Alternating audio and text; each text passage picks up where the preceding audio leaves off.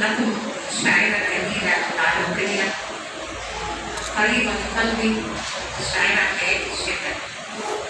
فهي إنسانة تعشق الحب، تتكلم برومانسية أو تتحدث برومانسية وتنظر وأدق تفاصيل الحب.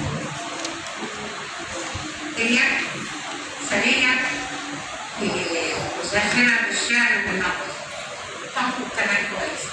الشاعرة حياة الشمري اختصاصية تربوية في اللغة العربية في جامعة البصرة وغريب البصرة، عضو اتحاد الكتاب الجامعي، عضو نقابة المعلمين، عضو مؤسسة الشبكة الثقافة والإعلام، عضو منظمة حقوق الإنسان، عضو رابطة المجالس الثقافية البغدادية، وعضو الاتحاد الدولي لوكلاء العرب. فهي يعني حاصلة على جوائز كتير وتقديرات كتيرة. هي الشاعرة الجميلة حياة الشمري أنا عندها إنسانة خلوقة بمعنى الكلمة.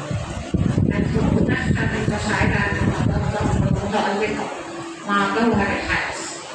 تخلق صور قلم معبرة صادقة، صور تبكي على الموضوع وصور يغادر المبدأ.